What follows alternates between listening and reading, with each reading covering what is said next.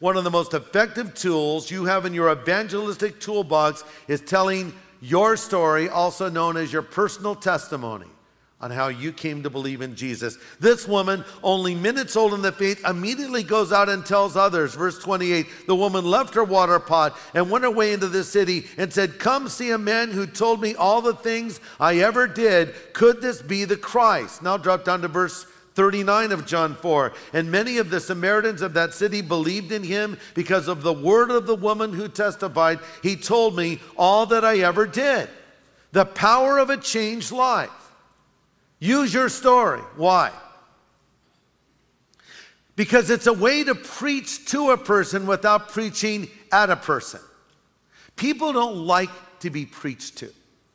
So when you're talking with someone, you don't stand, a foot away and say, the Bible said, that's not the way to talk to a person. You don't need to yell. They can hear you. You don't need to do this stuff because you saw some preacher on TV do it, or do this and this, You can just talk to them. And as you do that, your story is a bridge. See, because if you say, let me say, here's what the Bible says. Now, there's a place for that. I'll get to that in a moment. But before you get to that, say, let me tell you my story. I didn't always believe these things. You see, here's what I used to be. Here's the way I used to live. Here's what I used to think. And as you tell them the way you were, that may be the way that they are.